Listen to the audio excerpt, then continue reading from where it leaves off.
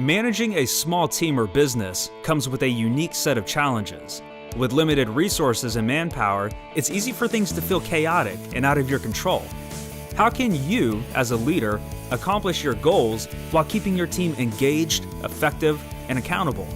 This podcast will give you practical strategies you can implement now to lead your team or business to reach its fullest potential. Welcome to the Organizing Chaos podcast with your host, Danny Coleman. Hey, what's going on, guys? Thanks so much for tuning in to another episode of Organizing Chaos, where we find small, practical strategies for small teams and small businesses.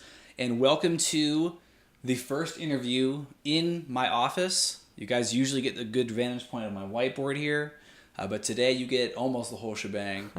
And my good buddy Chris Coyne is here today, who I'm super stoked about being on the podcast. He is also a business consultant, so we are kindred spirits. Absolutely. And I'll go ahead and let you tell us a little bit about your business consultancy, and then tell us a little bit about who you are. Great, thanks, Danny. Well, thanks for inviting me, man. I know we've been talking about Thank this you for for a while. being here. This is a great privilege. I'm normally just a fan watching at home, so the fact that I'm on here is super cool. Relatively new guy to Columbia. Moved here 3 years ago with my family from Knoxville.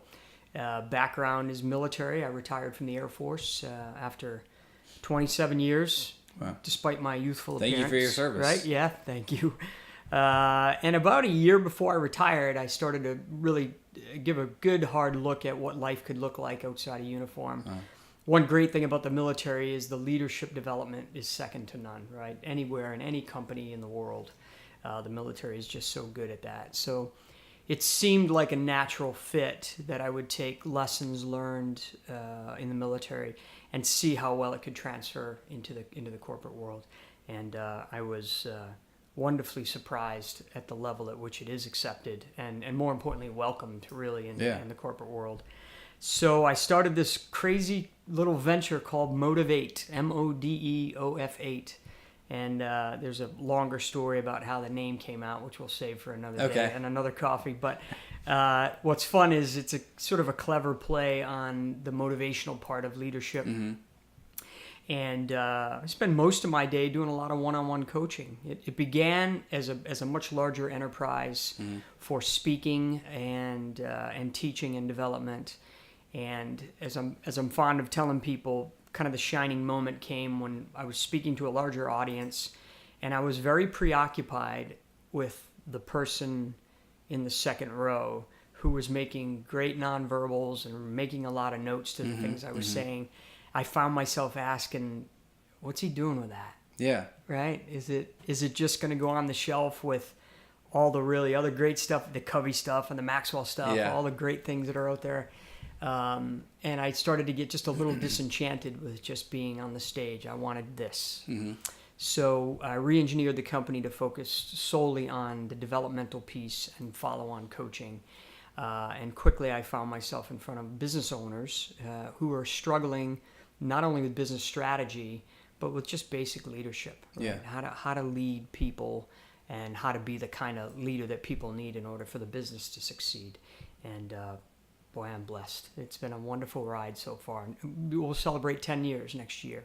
With Mode-of-8? Right. That's awesome. Yeah. So congratulations. Thank you, man. It's humbling. So you talk about what you're doing, and that's literally what I want to do. Great. And have started to do a little bit of. Great. So what are some of the things that you encountered with leaders? Like, what are some of the problems that you had to help them work through? Sure, yeah.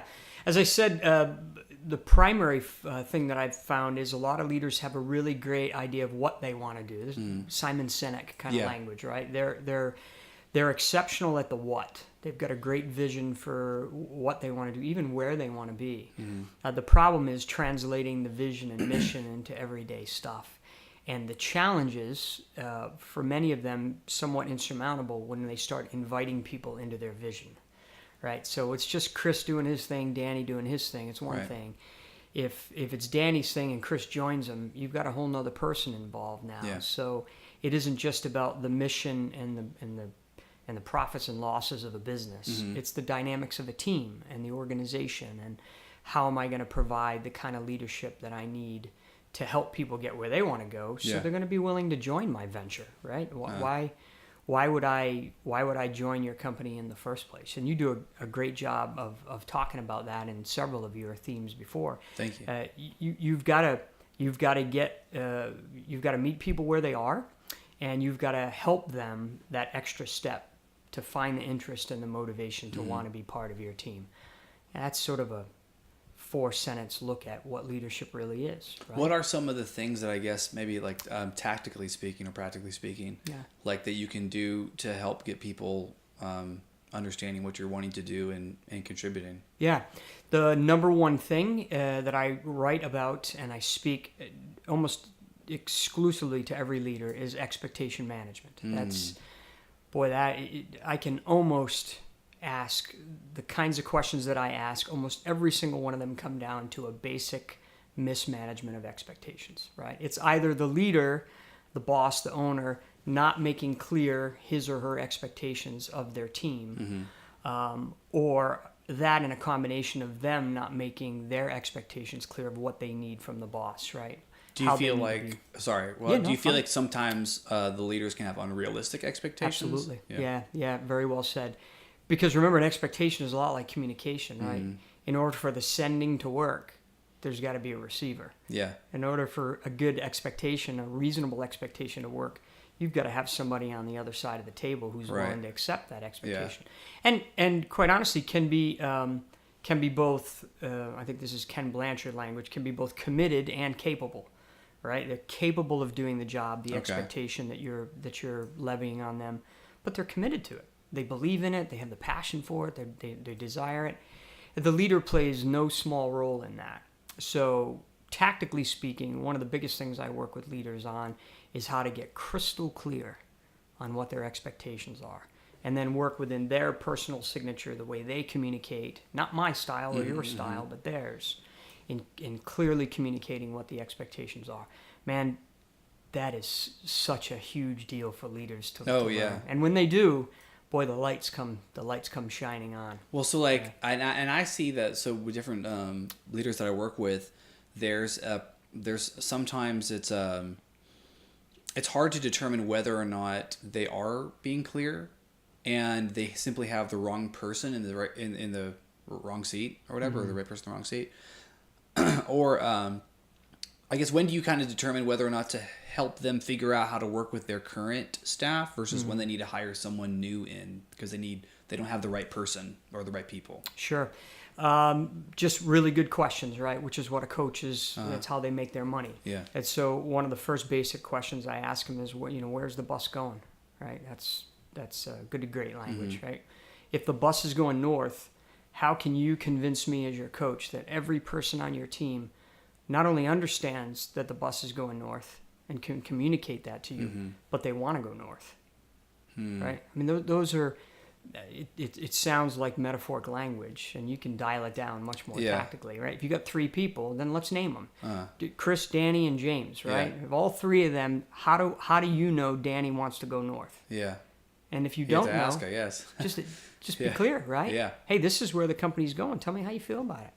Tell me how you feel about the kinds of things that we're not only doing, but we're going to be doing. Are you excited about it? What can I be doing as the leader specifically, not theoretically, but what can I be doing to set you up the best way that I can to be successful? And that isn't just resource, right? Yeah. That's also daily interaction, checking in, simple things like, hey, how's it going? Right? Yeah. Let's turn the lights out for an hour. We're doing well. Let's go get a coffee. Yeah. Talk about life. Yeah. Huge dividends get paid. I think it's like, I think so many people miss the fact that you're just supposed to try to be a person with who you're working with.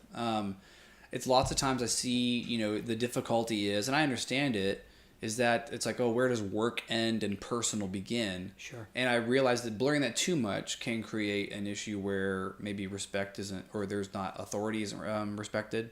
Sure. But yeah, so I mean, what about in those instances? Because for me and my audience, mostly we're talking about small businesses, 25 employees or so.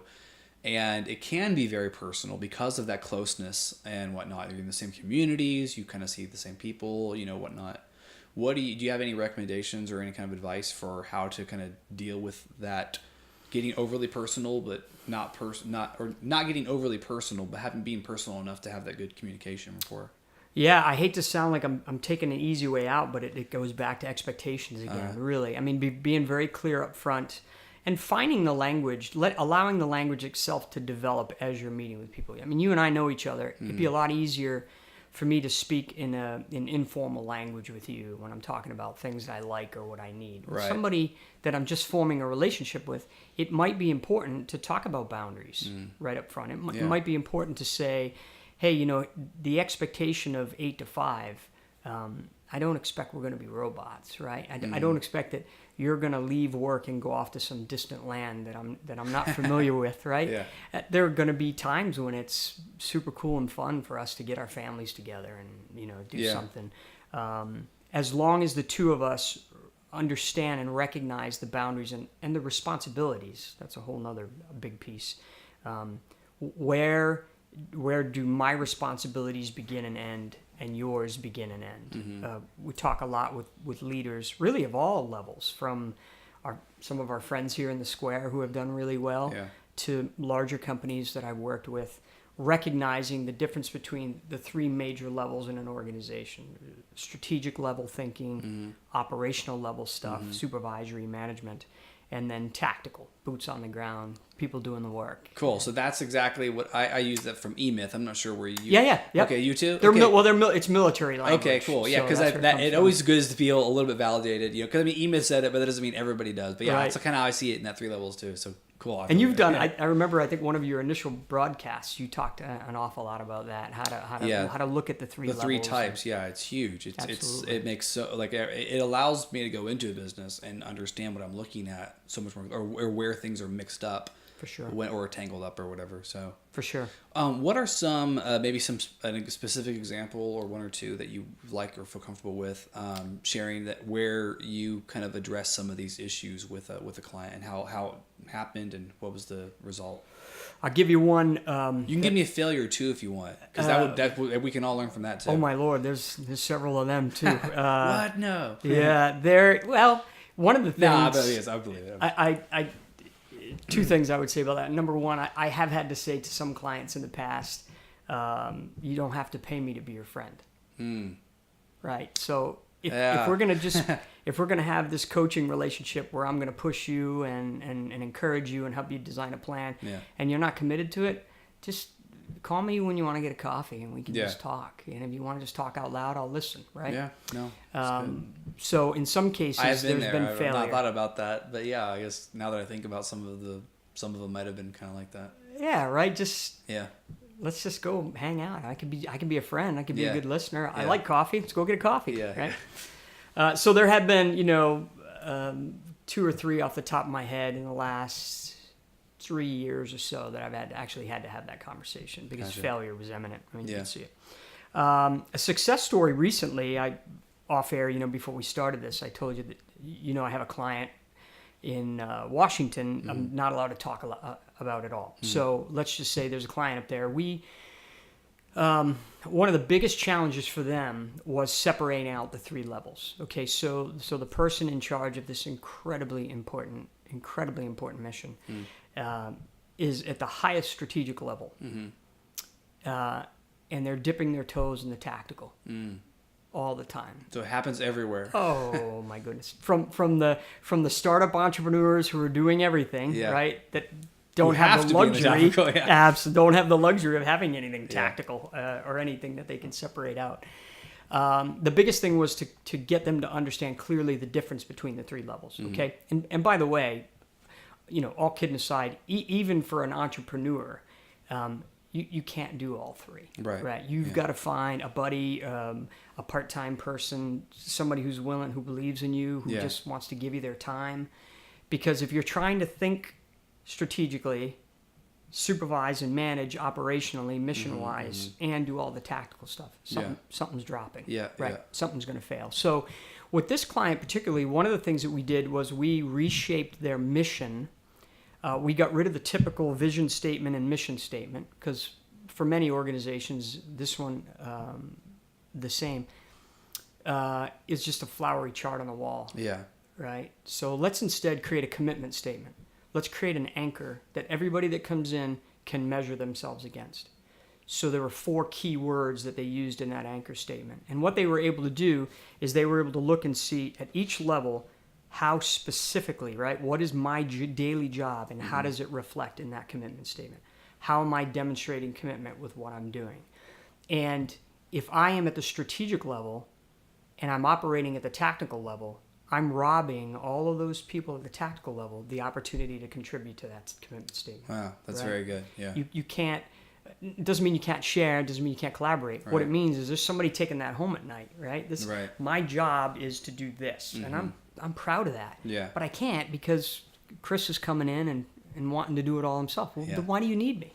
Yeah. Right? Just do it yourself and save $30,000 a year or whatever. What's ballpark size of this organization? There are 82 total in the organization. Okay, so it's pretty large. I mean, at least from my perspective. I guess my small business, right? You could say micro business, whatever. Right.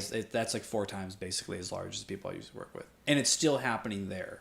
Oh my! And my largest client, which has I've been with them almost since the beginning, years and years now. They've got 3,000 just on one campus. Wow. And then maybe 12 to 1,300 on 2 other campuses. It's the same. It's the same stuff. Wow. I mean, that's a great point, right? Yeah. I mean, it really is sort of a universal dilemma for organizations to be able to separate out those 3 levels and put a face to the level and have some kind of an anchor or commitment that they can go back and go, this is specifically how I'm demonstrating that. Right.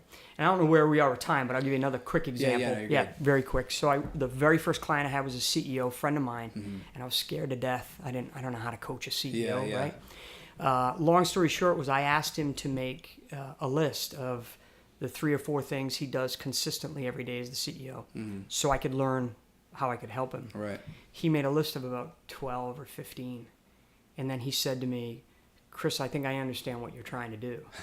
And I kind of looked around sheepishly and said, what am I trying to do? He said, when I look at this list, I start asking myself, why am I doing this? This is Donna's job as the operations manager. Why am I doing this? This is Steve, the sales guy. Yeah.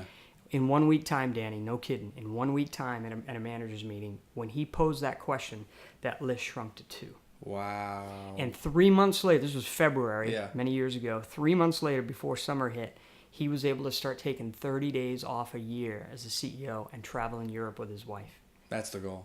Over that simple. So there's a good example of just how powerful it can be. That's huge. And so, I mean, that's what when I deal with the small business owners that I work with, it's that same thing. It's everything that you just said is exactly that. And honestly, I hope that anyone listening, it takes comfort in the fact that they're not alone. This is a very, very common issue. For sure. It's really prevalent. And thank you for the great examples, because that's exactly like what I'm trying to get people to. And I'm trying to work on getting better at communicating that too. But like, you nailed it, and what you mentioned there too with your the friend that you had the list, you do the list. That's just, like, I do a stop doing list. Oh yeah. So I have the people who I start working with, give me a list of everything you got. And I had the client I'm working with right now, he gave me, it was like sheets and sheets. You said he came up with 14. He had several sheets of things that he was still doing, and as we worked through it, we were just like, this should be this person, this should be this person's, like that. So it's interesting to see just how it seems like maybe it's more of a human nature problem than for it to be this not frequent. What's the word? I'm missing the word. Common, I guess. Whatever. For it to be this common, it must just be something that we as humans kind of do. Do you have any I think that's a great point. Do you have any common denominators that you see across the board, as far as a typical what a leader, the type of behavior a leader exhibits before bringing you in or realizing that I need help? Yeah, vulnerability, massive piece. That is a sort of a psychological term that people throw at a lot. When you get a leader to be vulnerable, to look you in the eye and say, before they go out and talk to the minions, this is where I'm not good, right? And yet I'm fearful of letting go of this because I feel like it's a conduit for success for this company. And the minute I let that go, I'm doing 2 things. One, I'm placing myself and my trust in this other person's hands, right? And the second thing I'm doing is I'm face-to-face with my own vulnerability. How good I am or how good I'm not, right? So you wrap that up in control if you want. There's there's this fear that most leaders have, not every, but most leaders have, of showing vulnerability. I'm the leader. I'm supposed to have the answers. Right, I'm yeah. supposed to know it all. And even if they can battle that demon, then the next step is finding somebody that they trust, can build a relationship strong enough to go, I'm not delegating this to you. I'm empowering you, right? Yeah. This is your baby. You've got the resource. You've got the knowledge. You've got my trust. Yeah. Run with it. As our friend Rory says sometimes we talk, he's just make it so. Yeah. I love that. It's Jean-Luc Picard says that too. Oh, is that right? Yeah, Jean-Luc Picard. Oh, the Star Trek guy. Transformation. Yeah, he's like, yeah, make it so. Make That's his thing. It's brilliantly simple, right? Yeah. If I got enough trust there, just make it so. Because there's a healthy respect between the two, right? That particularly if I'm dealing with somebody at the operational level, in order for me to be successful strategically, thinking about where the company's going to be 3 years from now, I need you to be outstanding at the operational level. And one and the same. In order for them to be outstanding in operations, they've got to know there's somebody steering this ship, right? Strategically, we know where we're going to be a year from now, 3 years from now. Yeah, for a long time, I beat myself up, like being in, or when I was as an employee, I beat myself up about not being able to maybe think as strategically, you know, because I felt like that was maybe part of my responsibility to contribute in that way. Yeah. And then in the same way, I also felt the whole, you know, leader reaching down into the tactical, you know, what I was doing, or even the operational when I was a manager. Right. And would feel that same thing. So it's all, this is all good stuff. I mean, this is, I mean, we could go on for a long time, honestly. Sure. Yeah. So I'm definitely going to have you back on the show again. And I know it's getting warm I'd up here. welcome It's that. getting warm up here. In my office is an attic, by the way, everybody. It's fantastic. We have an though. AC unit, but it's pretty loud. So we turned it off for recording, but, definitely going to have you back on. Where can people find out more stuff about you? Or, Sure. you know, your website or anything like that? Yeah, so thank you. The company is Mode-of-8, Modeof8, and they can find me on the beautiful web at Mode-of-8ed, Modeof8ed, Okay. Mode-of-8ed.com. I've got a pretty robust LinkedIn profile as well. I'm not as savvy and or as forefront as I need to be with tweeting and that sort of stuff. I'm not on the Twitter game either, Yeah, unless I want to complain to a company. That's all I use Twitter for. It's pretty negative. I'm doing a little better with blogging. I've got a few in great, the hopper, thanks to our mutual friend John Meese. He's great. Yeah, great he is inspiration that way. So there'll be more blogs, and my book hopefully it was supposed to be out this year. Okay. My first foray into writing about the fantastic. Mode-of-8 enterprise and how it can translate into good sound leadership. Well, I hope I can get a copy when it comes You out. count on that. Yeah, Fantastic. absolutely. One last thing. What is a practical takeaway, something simple and immediately doable that you might want to give to our audience, the small business owners, multi-managers that are listening? When you see me on the street, you see me in the coffee shop, if you give me 90 seconds of your time, I can talk to you about the one thing I think that can transform an organization and create engagement more than ever. And that is you as a leader understanding the difference between when it's appropriate to mentor somebody and when it's appropriate to coach. Perfect. Two significant differences, 90 seconds of your time, and I'd love to share it with anybody who would ask. That's great. Awesome. it. Chris, thank you so much for being on the show. Thanks, really Danny. appreciate it. Thanks, Everybody everybody. else, thank you so much for tuning in. You can email me, Danny at DannyColeman.me. Any kind of questions you have, or if you're interested in being on the show and would like to be interviewed as well, I do them in person in my attic, in my office, as well as online. So if you have something that you'd like to share with the small business community, we'd love to hear it. Thanks again, and have a good one. Want more? Go to DannyColeman.me to download Danny's free small business hiring guide, which includes tips, templates, and tools, plus a step-by-step process you can use to find and keep high-quality employees for your small team or business.